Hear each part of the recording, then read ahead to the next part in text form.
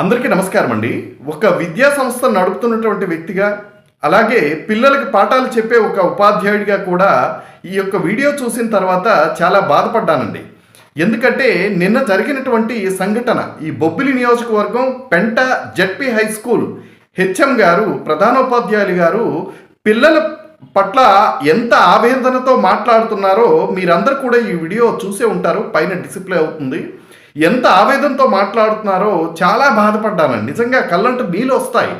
వాస్తవంగా పిల్లల ప్రవర్తన పేరెంట్స్ కూడా బాధ్యత తీసుకోవాల్సినటువంటి అవసరం ఉందండి. ఒక్క ఉపాధ్యాయుడే మీ పిల్లల భవిష్యత్తును మార్చేయలేడు. అందులో ఉపాధ్యాయుడి యొక్క పాత్ర కేవలం 30% మాత్రమే ఉంటుందండి. మిగతా 70% ఎన్విరాన్మెంటల్, అక్కడ ఉన్నటువంటి వాతావరణం, అలాగే పిల్లలు ఏం చేస్తున్నారు, ఉదయం లేచినప్పటి నుండి రాత్రి నైట్ ఇంటికి వచ్చేంత వరకు కూడా మీ పిల్లలు ఎలా ప్రవర్తిస్తున్నారు, ఎలా బిహేవ్ చేస్తున్నారు, వాళ్ళు గౌరవప్రదంగా ఉంటున్నారా లేదా, లేదా పెద్దవారి పట్ల లేదా ఎదుటి వ్యక్తి పట్ల గౌరవప్రదంగా అయినటువంటి స్థితిలో ఉన్నారా లేదా, ఇవన్నీ కూడా అబ్జర్వ్ చేసి ఏదైనా లోపం ఉంటే ఆ లోపాలని సరిచేయాల్సినటువంటి బాధ్యత ఉపాధ్యాయుడికి అంటుందో అంతకంటే ఎక్కువ పేరెంట్స్కి ఉంటుందండి.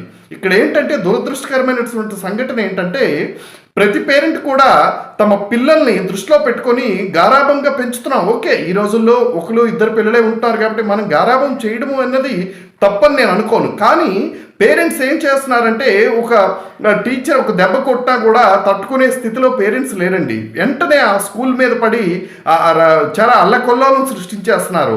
ఆ పిల్లడి ముందే తనకు విద్యాబుద్ధులు నేర్పుతున్నటువంటి టీచర్ని మ్యాన్ హ్యాండిలింగ్ చేసుకునేటువంటి పరిస్థితి ఉన్నప్పుడు ఆ టీచర్ మరి మీ పిల్లోడిని ఏ విధంగా బాగు చేస్తాడు, ఏ విధంగా విద్యాబుద్ధులు నేర్పుతారు? ఒక్కసారి ప్రతి పేరెంట్ కూడా ఈ విషయం పట్ల అప్రమత్తంగా ఉండాలండి.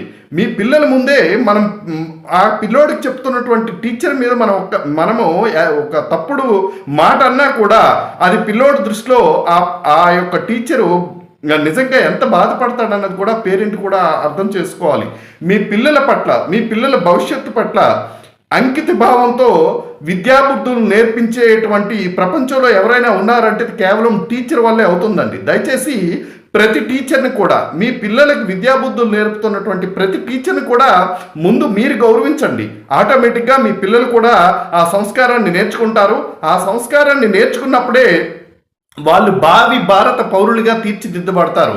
దయచేసి ప్రతి పేరెంట్కి కూడా నా విజ్ఞప్తి ఏంటంటే మీరు ప్రతి ఒక్క టీచర్ని గౌరవించండి. మీరు గౌరవిస్తే మీ పిల్లలు కూడా ఆ టీచర్ పట్ల గౌరవం అనేది వాళ్ళు కూడా ఇస్తారు. అందరికీ, పేరెంట్స్ అందరికీ కూడా నా విజ్ఞప్తి అండి.